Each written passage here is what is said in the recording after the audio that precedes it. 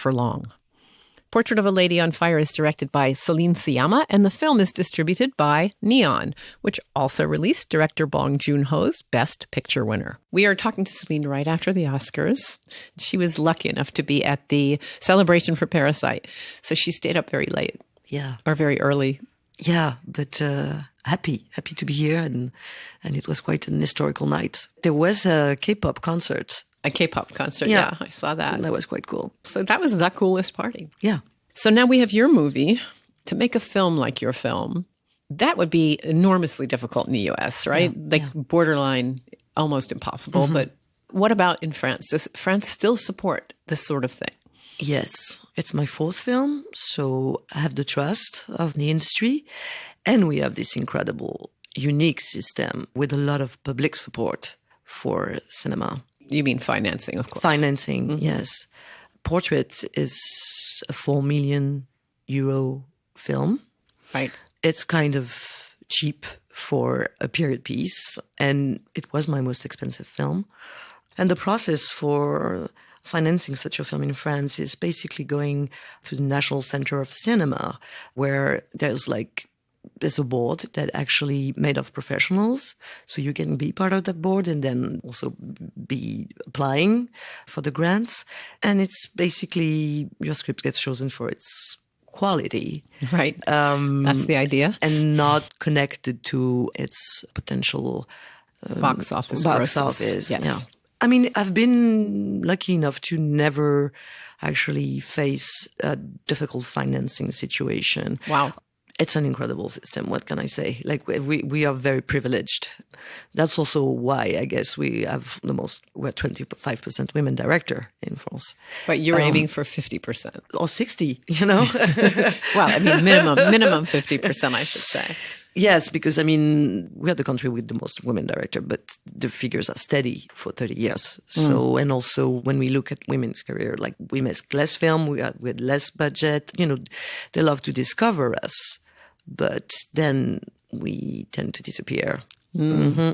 So you have to be a phenomenon, and then that's that. Thank you for that. We're moving to the next phenomenon. I mean, especially if you look at festivals, we get access to the parallel sections of the festival. That's where we discovered. And then the glass ceiling to access to the official competition is definitely there. You have an unusual way of working, I think. I read, at least for 3 years, you were sort of just thinking about Portrait of a Lady on Fire. Yes. Well, I feel like you should have a lot of desire for the film you want to make, and also it should matter a lot. And I like to think about it for long so that it matters. But it's especially the case with this particular film, because I can be a fast writer. I hope I will go back to fast writing also. Yeah. But this one was the slow cooking. So I read, and we're not going to do spoilers, of course, but that the final image of the film is the starting point in your mind for the film. Yeah. That scene, that whole final scene was the first thing that came to my mind. It was like a vision that became a compass then to write the film. It was the first time that I knew where I was landing before actually knowing what this will all tell. And then basically started daydreaming about this, not thinking too much about, not trying to craft a story. I was daydreaming about several things, actually. The idea of a film dedicated to a love story, and that would embody the process of falling in love very passionately. They would depart from the convention of love at first sight in cinema, and that really to look at desire, to film desire. How do you do that? And also wanted to show women artists at work. And that's when I started doing some research about women painter, and especially at that moment of the 18th century. So it was this... Yes, that was a real thing. There were really professional women painters in the 18th century, which I think a lot of people don't know about because they're lost mostly to history. Yes, there were hundreds of them. There was also a very strong female critic scene. And they were looking at the work of female artists. And I read some archives about, the Salon du Louvre, which was kind of the Cannes Film Festival for painting. And you could just read those critics out loud today, and it would feel definitely still things haven't changed. I mean, are they writing from a feminist point of view at that yes. point? And also the male critics being sometimes really despised the work of the women painter. It's like there was already female gaze going on at the time. You talked about the danger of a woman director sort of mimicking the male gaze, which is something that mattered a lot to you, I think. Female gaze is a hard work because it's departing from convention. It's basically trying to deconstruct and unlearn what you've learned from films. So deciding to, like, for instance, create a love dialogue without a power dynamic that relies on domination or conflict is a lot of work, because when you're writing conflict, you feel like you're writing. You feel like you're doing cinema. So it's scary not to rely on those tools that everybody feels comfortable with. So female gaze is also about that. It's not about are you going to show a woman shirtless or not. It's really about what kind of power dynamic you bring to the screen and how do you write your scenes, where they begin, where they end. And that's also the process that took me a lot of time. Your film is very elliptical about sex. Yes, it is, even though there is, I hope, erotic tension, and there's a sex scene in the film that is as an idea within. And I think that's mostly what we're missing in other representation of sexuality in cinema. It's like you don't put your brain into it. And the actors, they say that a lot. I mean, Adele talks way better than I do about that sex scene because she has more experience regarding this matter. And she says it's always lonely and it's always a moment where suddenly the director doesn't have like an idea. It's like it's always they are handed the scene, like do the sex scene. Right. It seems like there should be like a strong intellectual idea in it. I mean, I try to make it humorous and fun also, Is it sort of like a man director saying, just, do this and make it hot? Is that really the most reductive way of putting that? I don't know. I don't even think that they're saying make it hot. I think everybody's being really, really shy. And sometimes also a little bit, we can be cowards about this, giving the actors the entire responsibility. I know things are changing here. I know that here you have like intimacy coordinators. Yeah. Like in France, they would see that it would mean, maybe our freedom of speech is going to be reduced by this. Right. Whereas I see it as like, well, if you're doing like a car crash in a film, you will have a stunt person. If you do a fight, you have the stuntman giving you the right angle. It's mise en scène so that you would believe that people are actually fighting. So why shouldn't it be the same? Well, and not get hurt, right? Which can happen. We've seen it happen. And make the scene better and more believable and also more sexy and more comfortable for everybody. So how did you go about achieving that in your film? Well, I think intimacy on screen, whether it's a sex scene or just also a seduction scene, is a lot. I try to think about it in a very musical way. So it's mostly about the rhythm, how many steps you're going to take to get that kiss. Are you going to breathe in or breathe out? I try to be there for my actors to be accurate. For instance, this breathing thing is really important to me. Like if you end the scene with somebody exhaling or inhaling, it's not at all the same thing, and it's not the same music, and it's not. So most of my solutions, they are about the rhythm and the melody, and I'm giving indication that go in that way. It sounds almost like choreography. Yeah, exactly. Mm-hmm. Coming up after a short break, Portrait of a Lady on Fire director Céline Sciamma tells us that in her home country, all eyes are on the upcoming César Awards, the Oscars of France. Her feminist lesbian drama will face off against the most recent movie from Roman Polanski. You're listening to The Business from KCRW.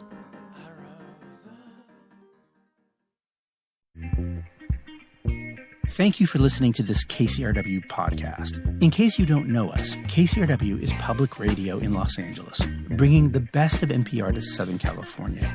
We're also known for our own brand of bold and innovative programming, evocative storytelling, taste-making music, and audio documentaries that are little movies for your ears. You can join our community to support this show and others, or make a one-time donation just to say thank you. Find out more at kcrw.com/join.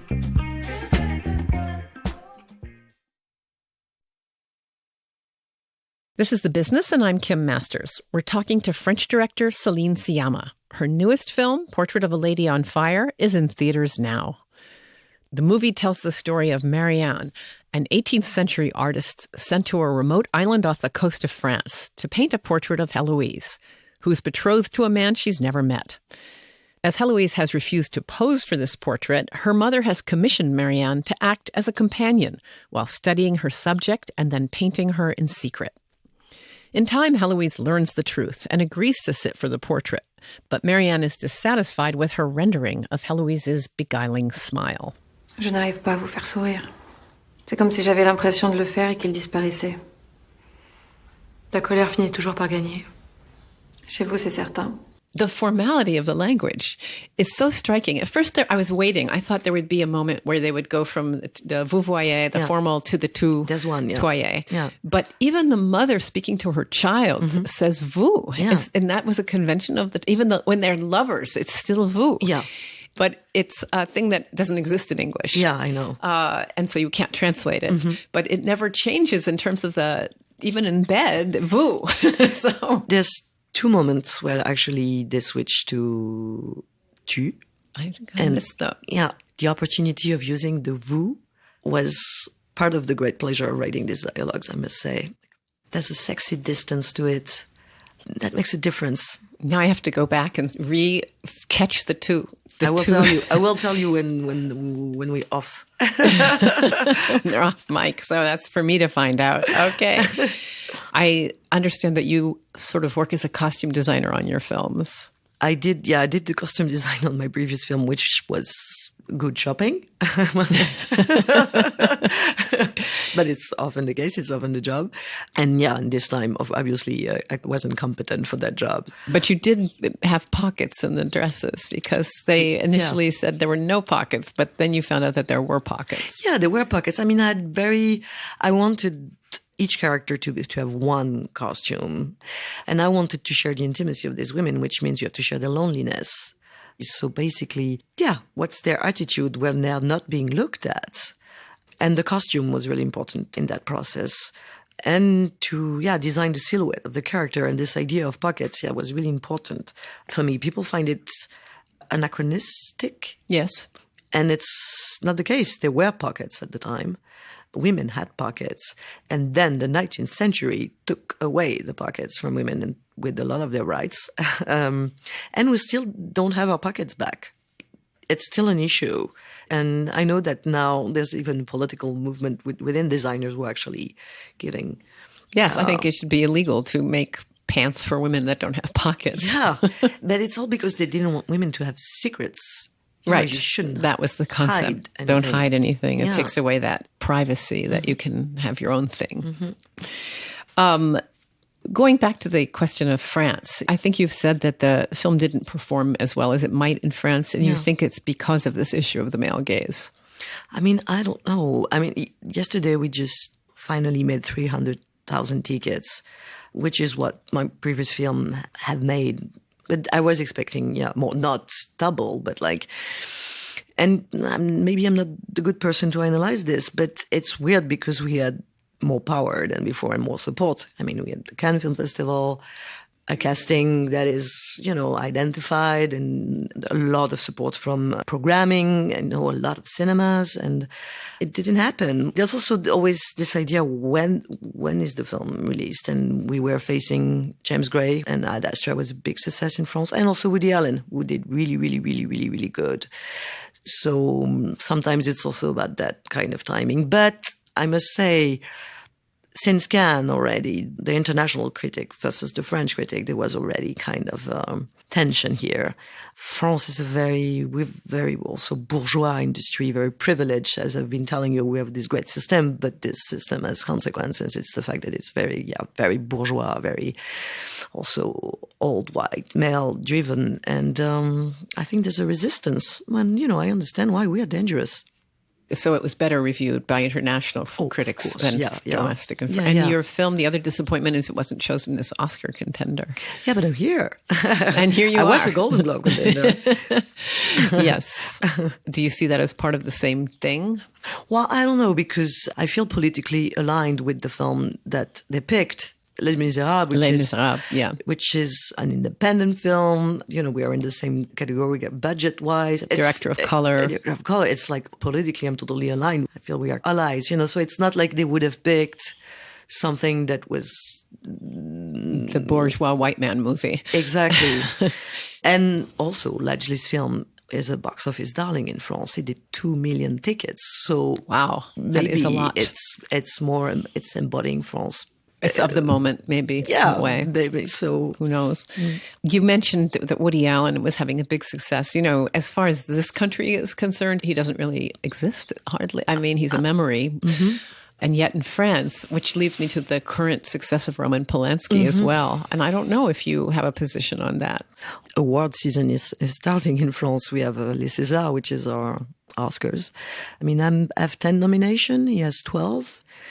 We're going to be competing. And it's a strong political tension. There's a controversy around Roman Polanski. Yeah, of course. I have not been shy about saying this guy seems to be a child rapist, Of right? course. The question is, art, do we say, well, let's just look at the movie? Or do we say, no, this is not acceptable and we shouldn't be supporting it? Yeah. Of course, and there shouldn't be public money in it. And mostly, you know, but in France, the debate is very violent, very hostile to feminists. Basically saying that, you know, this is censorship and that it's puritanism.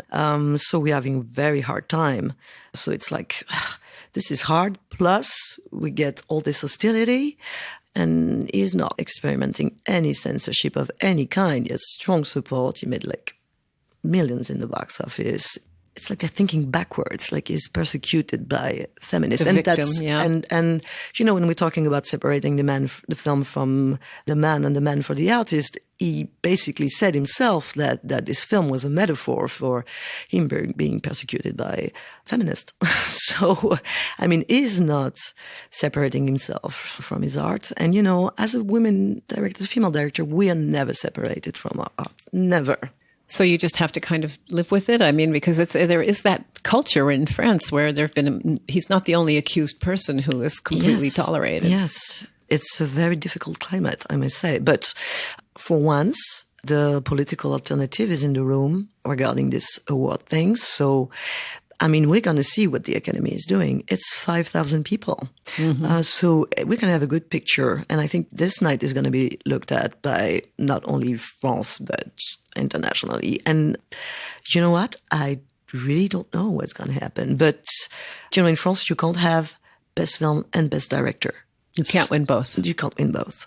So they could split the baby. So there's a real chance that he might win. It's almost too perfect to have your film competing against that film. Mm-hmm. It's almost like somebody wrote that script. Yeah.